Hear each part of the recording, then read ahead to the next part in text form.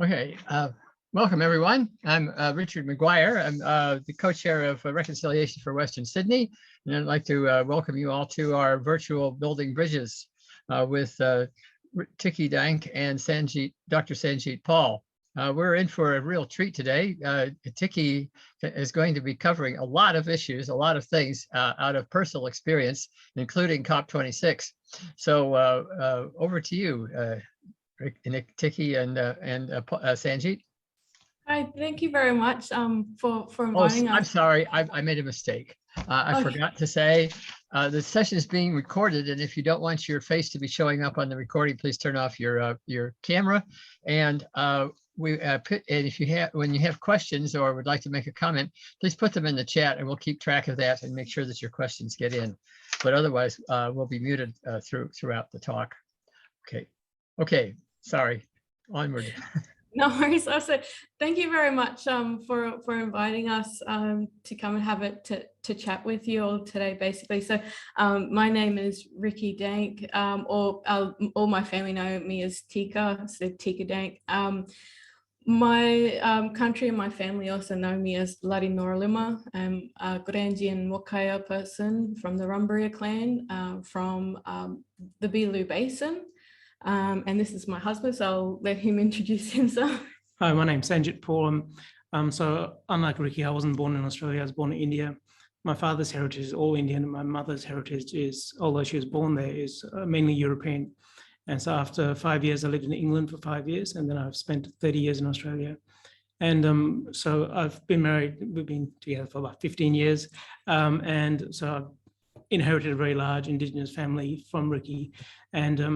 And so, like a lot of Australians, my awareness of a lot of the issues facing Indigenous people became so much more profound after being involved with her family. And it's sad that it takes that to know as much as I know now. And so we're hoping that by speaking out today, we can just help to increase awareness of the issues facing Indigenous Australians from our perspective, at least. And thank you for having us. So we thought too that we'd kind of kick things off with just talking about giving you everyone a background. So again, I'm Gudanji and Wakaya, and from the Rumbaria clan. So my family's place is about 10 to 7 hours, depending on how fast you drive east of Darwin in the Gulf of Carpentaria. So my family. Our land was handed back to us in sections and in over a few years. So a smaller parcel of land called Mukampala was handed back in 1992, and the second parcel of land was handed back in 1999, and that was called Balbrini. The first part, Mukampala, is under native title, and the second part is under freehold. So ever since I was a little girl, we would go out bush and we would stay out bush for long periods of time. So my father is non-Indigenous. He comes from the Gold Coast. So I'd literally spend half my time out bush and the other half on a surfboard out on the Gold Coast and Crumban Alley.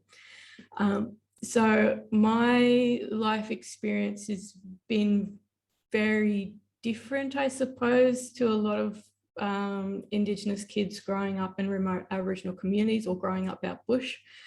We did homeschooling out bush, and we grew up out bush. My first job was, I was a Brumby culler when I was about 12 and 13 years old. So we'd go out and cut up horses out on our country because the government basically came in and told us, look, if you don't do it, we're going to come in and shoot the horses ourselves, and you'll have to pay the bill.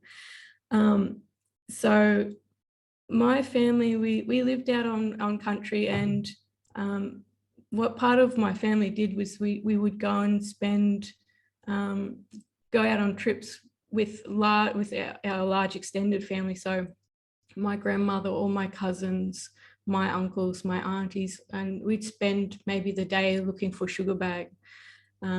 Or we'd spend the day fishing, or we would spend the day walking into our major sacred site and just sitting there being, in amongst everything in our sacred site. Our sacred site's called Gudanji. And I suppose if people ask me where I'm from, I'll say I'm from Gudanji. So, and also to give you a little bit more background, so our country's women's country. It's also a Marabana country, so it's mermaids country or traveling women's country. And the story behind our creation story is that 3 women and a man came in from the ocean, and they traveled all around, starting from Nooka, and they would travel all around down to around Elliot, Tennant Creek, and then they came across to where Gudanji is situated. And they stopped at that particular site, and they got sad for the ocean, and they called up the ocean, making Gudanji. So those 3 mermaids, their names were Parinjalanga, Lhudi, Dungiyu, and the man that was accompanying them was Jabambi. And those names have been passed down now from those people to today. So my mother and my eldest, my daughter's name is Parinjalanga, my name is Lhudi, my sister's name is Dungiyu, and my brother's name is Jabambi. I'm also what they call a Nimragikyi or boss for my country, even though I'm a very junior boss, and my grandmothers are the most senior Nimragikyi, or the most senior people to make decisions for our country. So what else is there anything else you think I've left out that was important? No, that's good. We also have people called Jungai, which my mother is a Jungai, and those people hold law and enforce law. And this is important for our conversation coming up as we go along. So our land was obviously taken away, and then it was handed back.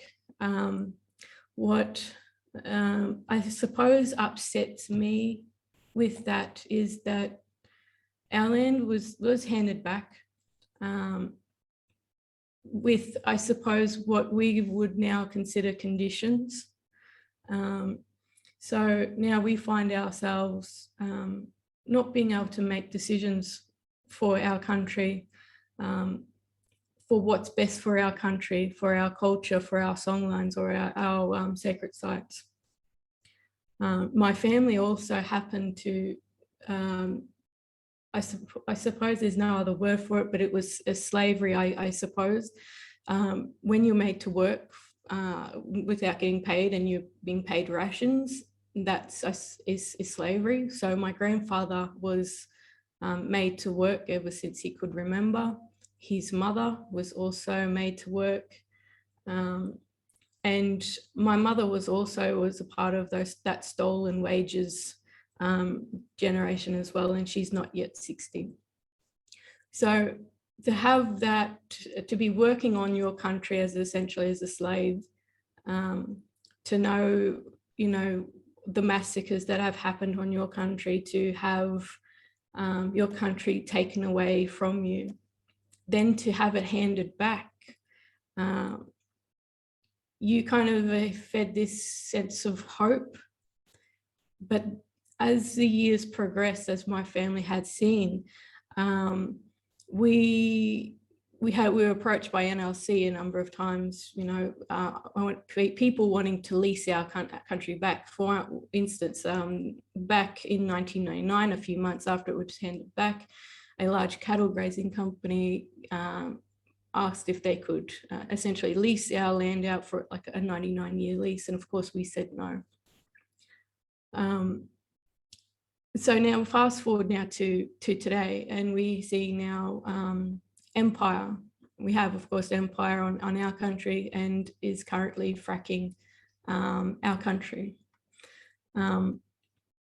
So to have that happen, to know the history for us is devastating is not the word.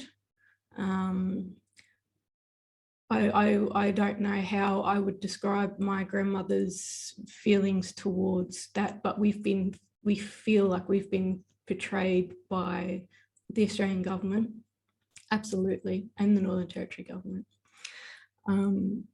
So You want me to add? Or? oh yes, you. Sorry, I'll end up talking all the way, so I want to make sure that he has to say. So. No, we'll both end up talking. No, but I just want to add to that. So, like Rikki's saying, just to make it clearer. So, for a lot of Australians, perhaps the understanding of native title and giving land back to traditional owners, it may be a bit unclear. And the concept maybe that's handed back and then they can do what they want with it. But I can't comment on for all of Australia, but at least in the Northern Territory where its government is supervised by the federal government. So a lot of the decisions are overruled or at least inspected by the federal government.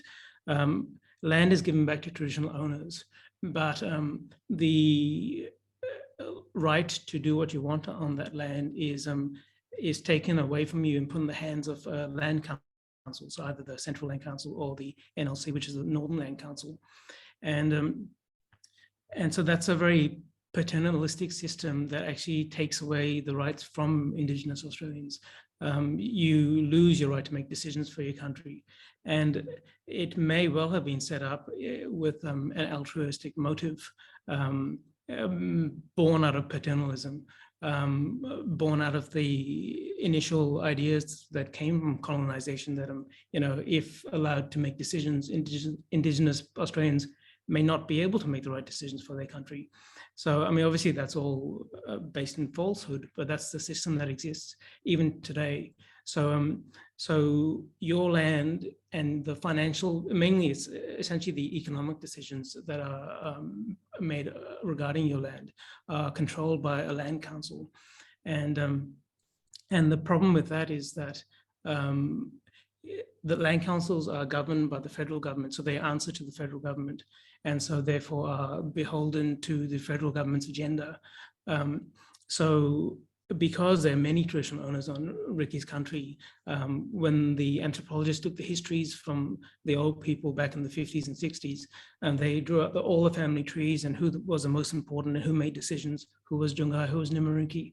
But the problem is it didn't clearly define who the land councils have to speak to make eventual rulings on what can happen on country. So the system is broken and has a potential to become corrupt, and it has become corrupt because the land councils will go, because like Rikki said, when her family was approached to have a 100-year lease on their country, when they first got to hand it back, of course they said, no, we want to look after our country. And we didn't fight this long to get it back, to just hand it over to someone to run cattle on it. So because historically they have said no to major commercial enterprises on their property, they just want to look after it, then the land councils go to someone else who is in that family structure, but who isn't the most senior person. So they ignore traditional law and they'll go to anyone who'll say yes. And so historically, over the last 30 years, Rikki's family and everyone in her nation who is opposed to these type of projects is being excluded. And the land councils just deal with the people who will say yes. And so that's why we reached today where over 80% of her country is leased, either for pastoral leases mainly. And that's where they've reached the point where, we'll discuss other reasons why, but where fracking has been approved on country, despite the wishes of the majority of traditional owners against that.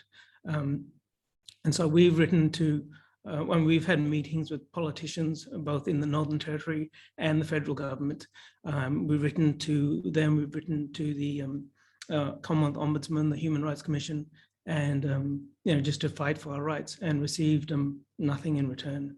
And so that's been our struggle up till now. But we'll come back to that later. Yeah. So we'll go back to, so I think it'd be wise just to go back to touch back on NRC and what they do in terms of how they gain access, or how Empire, or companies like Empire, have gained access to Aboriginal land. So, and if you go onto their website and if you have a look at NLC and you see all the things that they offer and all the support that they offer to traditional owners, and you think, great, this looks amazing, that, you know, that NLC do this. And there was a point in time where NLC did work to a certain point, and that would have been back in the early 90s, like, you know, when I was talking about when our first parcel of land was handed back in 92. So over the years, I think NLC has realised the potential in Aboriginal land, and the potential of the amount of money that it could make within Aboriginal land. So as my husband pointed out before, you know, they'll have meetings where they will call together community groups of the community, and they will discuss things. And then they'll have other meetings where they will only select a few people and discuss things there. For example, they've discussed my country, but only having men present. And as you all know, my country is women's country. And for us, women, and especially senior women, make the decisions for our country. So for that to happen, and we know that happens, we know that NLC is blocking us and blocking any decision, or for us to potentially make any decisions for our country. So this is in itself is a big problem. But when it comes to fracking, and particularly with Empire, how I understand that went is that they had a community meeting, and they've gotten people to sign off on attending a meeting. And from what I understand, they've used some of those signatures, from what I understand, as a way to gain consent. The other way that they've gained consent, particularly on my family's country, is that they've gotten my grandmother, who is in her late to early 90s now. We're not entirely sure how old she is, because she was born out bush. This lady speaks several different languages, up to about 5 or 6 different languages. Standard Australian English is not her first, second, or third, and is not a language that she uses. She does speak a level of English, but it's not the same as how you and I would speak English. She doesn't read or write either. So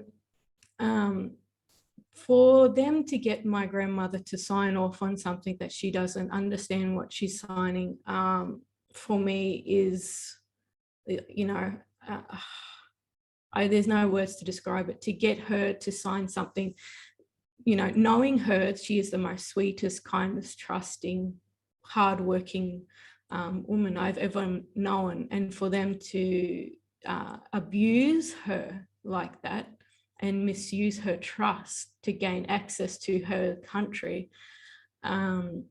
is, you know, it's beyond disgusting. And it's one of the ways how I believe Land Council uses and it abuses its access to traditional owners. But this is one of the ways. And they'll get people that they don't know what they're signing, and they'll get them to sign off on things that they obviously don't know what they're signing. So with that, and knowing that NLC go about doing this, and you know, I know that the federal governments and the territory governments absolutely do know what's going on.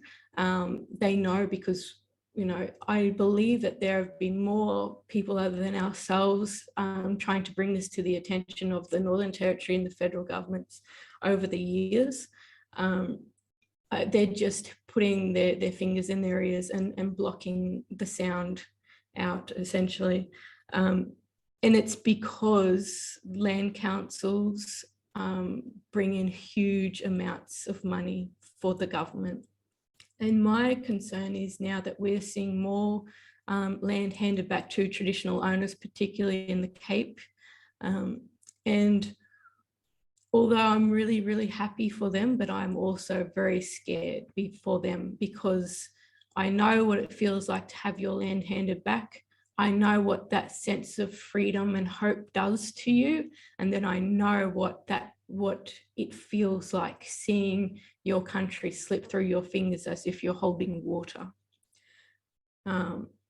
So I'm always really, really hyper vigilant when it comes to when I see people getting their land handed back, because I'm thinking, what's the government up to now?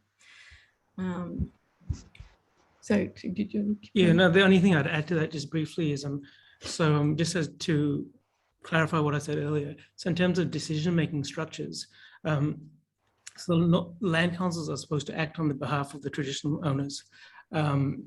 And they negotiate with potential developers. So let's just say like an oil and gas company like Empire, on behalf of traditional owners with them.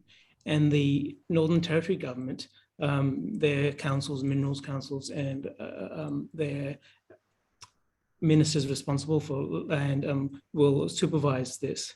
But the ultimate responsibility of the NLC is to the federal government.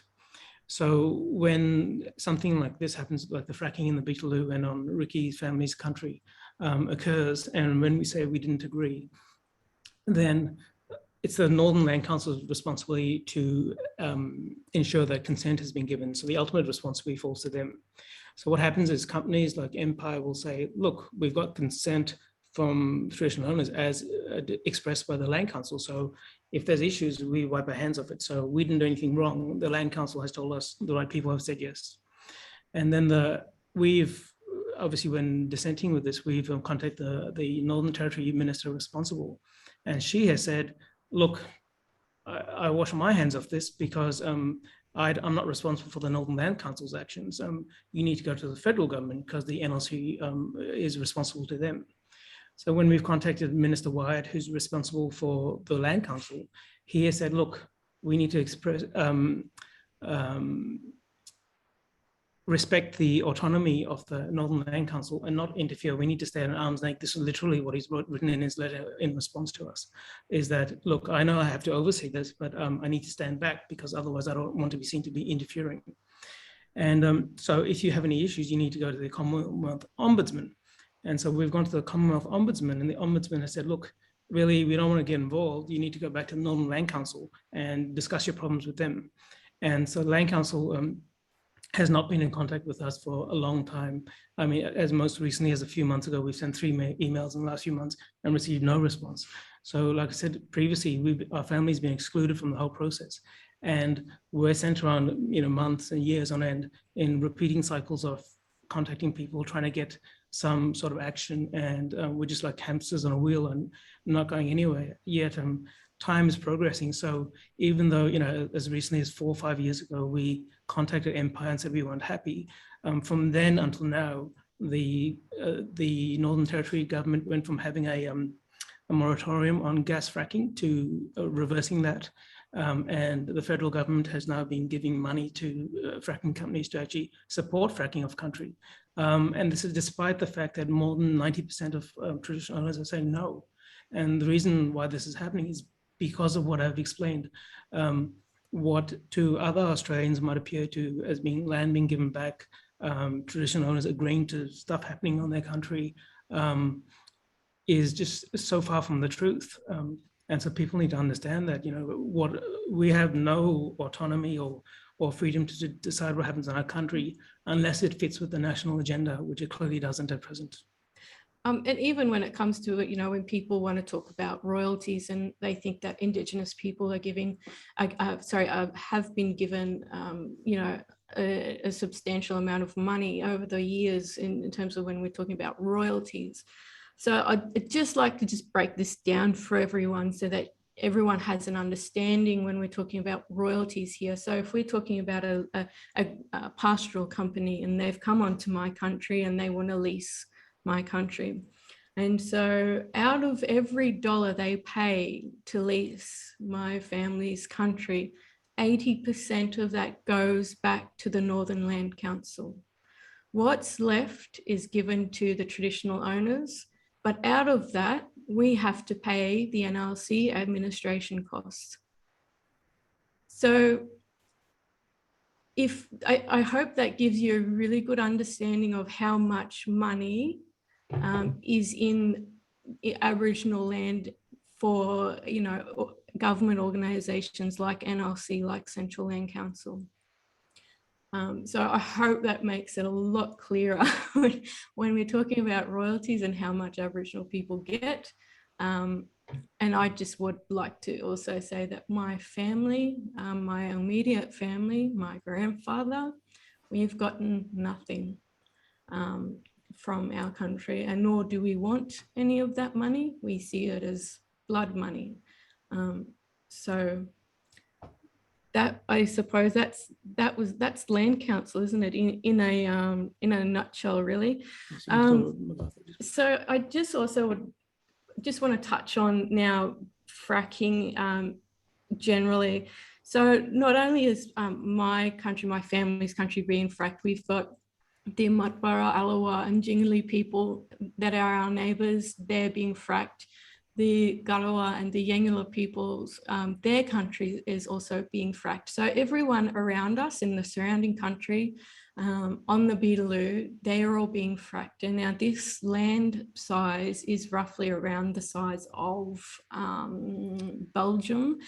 Empire themselves has gained a land mass around double the size of Tasmania. So all of that country is essentially being fracked, and all that water is essentially being poisoned by the fracking process. I'm not too sure if a lot of you realise that down the road, half an hour or so from my country, it's also on Gudanji country, but it's not mine. It's a different clans. There is a mine called MacArthur River mine, and I think it's currently owned by Glencore, and it's I think it's one of the largest zinc mines in the world. They have gone from it being an underground mine to open cut, and they've diverted MacArthur River. For years, people had been protesting against that. Burralula, everyone in Burralula had been protesting against MacArthur River mine and its developments. And because we've seen the changes throughout the years and the damage that the poisons have done downstream, and we've seen it now more so in recent years now that they've diverted the river, and it's changed the river substantially. So now we're seeing higher concentrations of lead in water, in groundwater. We've seen the river change. The quality of water in the river has definitely changed. We've seen fish poisoned. Burralula it sits on MacArthur River, and like a lot of you know, remote Aboriginal communities don't have access to a lot of fresh fruit and vegetables. So we rely heavily on the cattle industry that is around us, and so we're able to get meat sometimes. But a lot of the time, a lot of the other families, they rely on MacArthur River for fishing. That's a main source of food for people in Burralula. So to see that our livelihood is being poisoned, our water is being poisoned, then to see the outer homelands also, their water's being poisoned. I'm really confused as to where the Northern Territory government thinks this, where we're all going to go, where are we all going to move to? And a lot of people in remote communities don't have that luxury of just packing up and deciding to leave, because financially it's not a viable choice for them. And so I'm sure that they have not thought this through. The other issue is, I think for me, that I'm not sure if they've thought through, is once you start fracking, gas leaking through the soil will become an issue. And the reason is because traditionally every year we burn off And I know a lot of you have seen all the fires that are currently happening in WA, the fires that are happening, that have happened down south in recent years. And, you know, you get rain, a lot more rain than continuously than what we get. We get a, you know, a solid wet season and followed by 6 months of dry season. So the way we land manage is that we burn off and to maintain country. And so we don't get any major big bushfires come through. Now, the concern is that how are we going to continue to burn off if there is gas leaking through the soil? The other issue is then if that does happen, if we have to stop burning off because of this, what happens in 5 years' time is that we're going to get this massive fire. And then I'm just really concerned then what's going to happen then if that fire meets this gas that is leaking out. Is it going to create a huge explosion? Is it going to be burning forever? We don't know. And I suppose that's one of the dangers of fracking, is because they can't tell us what will happen if X, Y, and Z occur.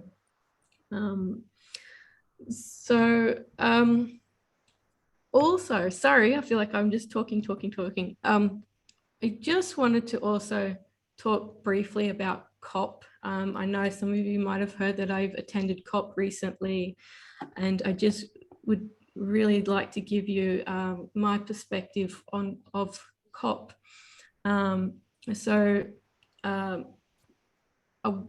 First time going to Glasgow, all of the local people were absolutely just really lovely, beautiful people, but really aware of Australia's position in climate change and really aware of what our politicians are doing and really not happy. Which was really nice because I'd get in a taxi and the taxi driver would, you know, have an opinion on our politicians, which was really, really good, I thought. So everyone was super aware of what was happening, you know, in terms of politically in Australia, where we stood in climate change.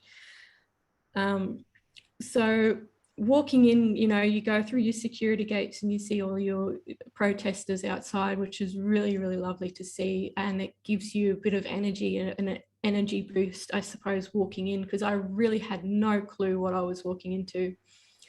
I walked in there past the security. It's like walking into the airport, essentially.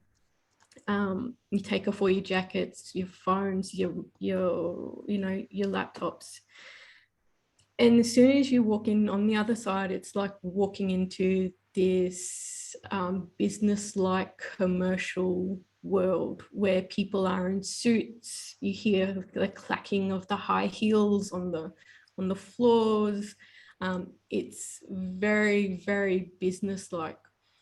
And, you know, I heard that, you know, COP started from an Indigenous, a Maori woman who was concerned about, you know, what was happening to the environment. And I thought it had gone so far the other way from where it originated from now to this mass-produced roadshow where countries were essentially selling their wares and look at how good we are.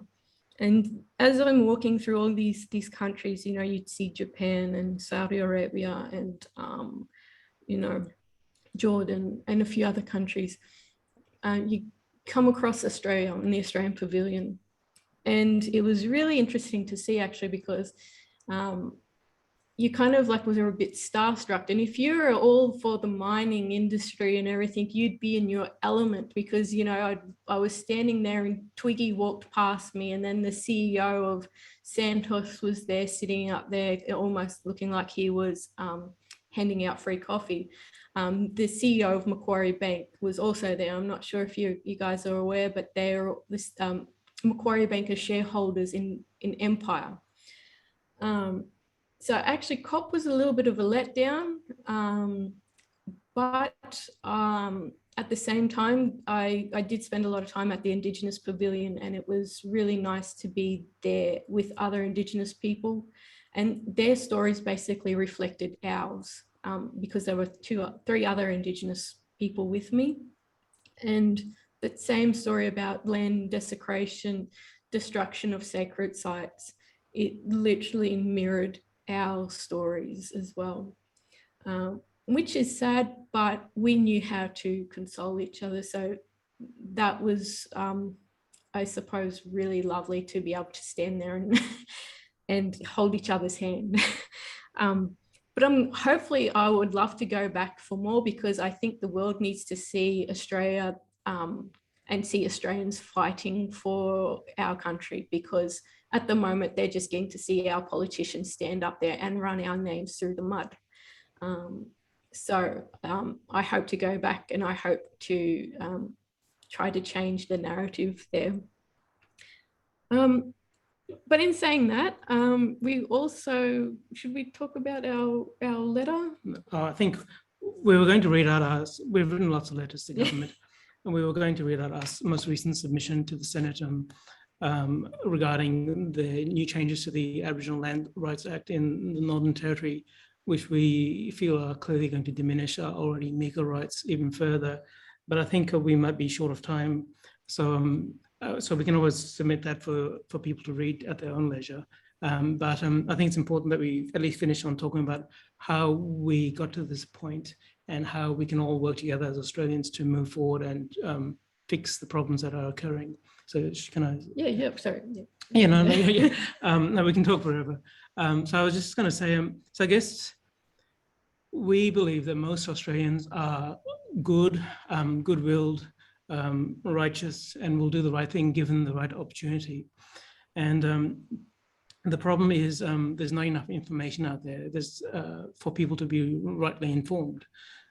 So just going back to the start, I mean, we all know how this country started in terms of the colonization and the effects of colonization on traditional Australians. And so for a lot of Australians who are at least marginally aware, Indigenous people at least are an object of sympathy. You know, you feel bad for what's happened. But that's as far as it gets for a lot of Australians, because they don't understand the ongoing struggles and how we've gotten here. And so it feels like, despite the many big steps that have been made in history, you know, Vincent Lanyari getting his soil symbolically handed back to him. And like Rikki said, when her country's handed back to her, it feels like it's not soil in her hand, but like water slipping through her hands. But then we've gone from that, we've gone through the Land Rights Act and giving land back, and the Sorry Day, National Sorry Day. But despite all these big steps, we appear to have not moved forward that far. You know, even in the 80s, we were allowing Yothu Yindi to sing about treaty, but, you know, you're allowed to dream about treaty, but it still hasn't happened. You know, so there's lots of talk, but no action. And, you know, I'd rather, like I said, I think it's important that Australians are informed, because I think we'd all rather be at a rally where there's, you know, 100 people that are supporting us, but that are fully informed, because when we know when it comes time to vote, those 100 people will vote with us, rather than have 1 million people walk with us and not know what's going on. Because when it comes time to make important decisions, they'll make decisions according to what they understand. If they don't understand, then, you know, we can't be guaranteed their support. So we need people to be informed. We need people to, once they understand what's going on, be able to speak about it to their friends, to their colleagues, so that they can increase awareness themselves. And most importantly, once that they are informed, once they know what's going on, it's, I guess, beholden upon them to act to support us. Because, you know, what's happening to Indigenous Australians, you know, if it keeps happening, at some stage there's going to be no one left. There'll be no land left, and there'll be no Indigenous Australians left. And all the stories and all the history and all that we can all gain from it will be lost. And then, you know, once their turn is over, it'll be your turn. And, you know, so if you don't walk with us now, the question is, who will walk with you when it's your turn? And so we're all in this together, and it's not about me or you. Protecting country, protecting Indigenous people's country is protecting all of our country. And that's what everyone needs to understand. The problem is the whole concept of land and resources has been commercialized and monetized, so that the only value that is seen is what can be derived financially from it. And so what's been sold, the narrative has been for many years that, you know, land given back to traditional owners is land taken away from everyone else. And because money or financial value has been attached to that, there's a sense of loss. And, you know, for many Australians are struggling, right? And so, you know, you start to create a division within the community. You know, it's Aboriginal versus non-Aboriginal. It's their money, not our money. And then you seed sow the seeds of, you know, concern within different groups, and it allows for scaremongers and stuff to, you know, to start to widen the divisions. And so that's why we haven't moved forward, because there's a concept of win-loss. For someone else to win, someone else has to lose, as opposed to we can all win by respecting the rights of our First Nations people and working together towards the future. Yes, because I mean, for us, we've always looked after country, and it's not because you know, it's our country. Part of how I've been brought up is that you make sure that you look after your country so that it doesn't impact your neighbours, you know, because to disrupt your neighbours is a really disgraceful thing. It shows, you know, it reflects on your family and how your values poorly. So you make sure you maintain your country, and you make sure you maintain it to keep that, say that you're able to feed and, you know, look after your family, but also to make sure that your negligence doesn't impact your neighbours. That's what we were brought up believing. I'm not too sure if we were going to go to questions now. Yeah, I think so. I think we... Yeah, I got it okay, unmute here. That was just so fascinating and so informative. I'm sure a lot of us have been enlightened. I certainly have been enlightened by things I didn't know were around.